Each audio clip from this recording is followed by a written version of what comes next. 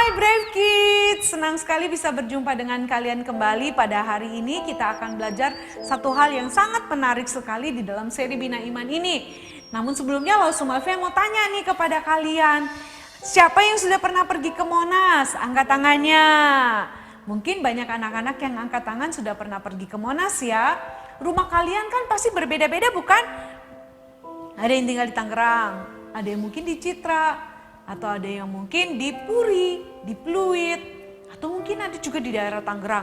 Pasti rumahnya berbeda-beda. Tapi semua bisa pergi ke Monas tidak? Pastinya semua pasti bisa pergi ke Monas karena ada banyak sekali jalan untuk menuju ke mana? Menuju ke Monas. Betul, ada banyak jalan menuju ke Monas. Tapi apakah ada banyak jalan menuju ke sorga? Ini dia yang kita harus tahu dan kita akan pelajari. Apakah benar ada banyak jalan menuju ke sorga? Nah ini dia. Ada banyak orang berpikir mungkin, wah banyak kok jalan menuju ke sorga. Kamu jadi anak yang baik, kamu pasti masuk surga. Kamu jadi anak yang saleh, yang selalu menolong orang lain, yang taat, yang bisa berbagi kepada semua orang yang tidak mampu, maka kamu pasti masuk surga. Wah benar gak ya seperti itu? Apakah dengan berbuat seperti itu akan membuat kita masuk surga? Apakah ada memang jalan yang banyak di dunia ini untuk bisa kita menuju ke surga? Ternyata tidak loh anak-anak. Kalian mau tahu? Ini dia di dalam Yohanes 14 ayat yang ke-6. Di sana Tuhan Yesus mengatakan apa? Akulah jalan dan kebenaran dan hidup. Tidak ada seorang pun yang dapat datang kepada Bapa kalau tidak melalui aku. Firman Tuhan ini jelas, Tuhan Yesus mengatakan bahwa dialah jalan kebenaran dan hidup. Tidak ada satu orang pun yang dapat menuju kepada Bapa di surga atau menerima keselamatan kalau mereka tidak pernah percaya kepada Tuhan Yesus Kristus.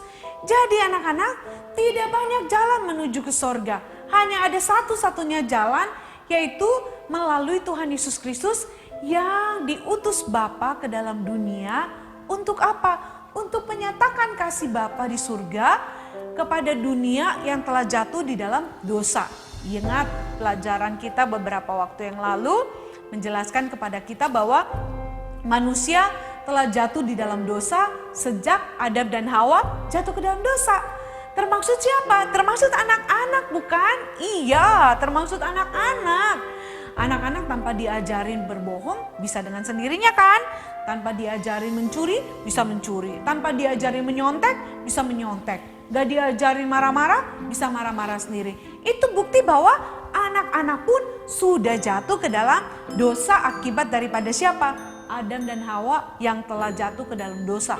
Sehingga semua manusia yang ada di dalam dunia termaksud anak-anak dan bayi yang ada di dalam kandungan mama itu juga sudah tercemar oleh dosa. Nah gimana caranya supaya kita bisa bebas dari dosa ini? Supaya kita bisa lepas dari ikatan dosa ini? Satu-satunya cara adalah Allah Bapa di surga mengutus anaknya. Seperti yang dikatakan dalam Yohanes 3 ayat 16 bahwa begitu besar kasih Allah akan dunia ini sehingga ia mengaruniakan anaknya yang tunggal, yaitu siapa? Tuhan Yesus Kristus, supaya setiap orang yang percaya kepadanya tidak binasa melainkan memperoleh hidup yang kekal. Ini luar biasa anak-anak, bahwa kita tidak perlu berbuat baik, kita tidak perlu menjadi anak yang saleh, anak yang penurut. Kita tidak perlu memberikan semua apa yang kita miliki untuk kita bisa masuk surga.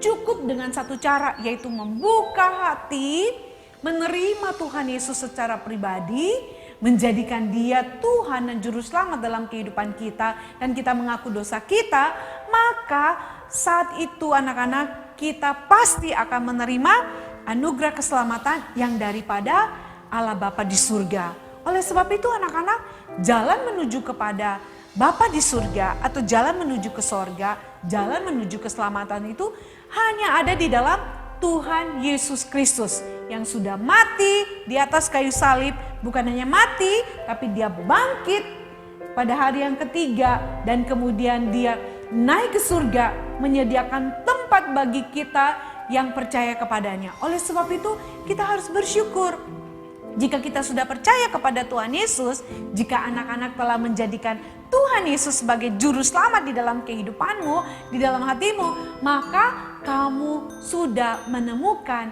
jalan keselamatan yang sesungguhnya. Ya, karena tidak ada jalan keselamatan yang lain di luar Tuhan kita, Yesus Kristus. Dan buat kamu yang belum, kalian harus membuka hati, mengundang Tuhan Yesus masuk ke dalam hatimu, mengaku dosamu, minta Dia menyucikan dan menguduskan kamu, dan jadikan Dia Tuhan dan Juru Selamat di dalam hidupmu selama-lamanya. Maka pasti kamu sudah menemukan jalan keselamatan itu.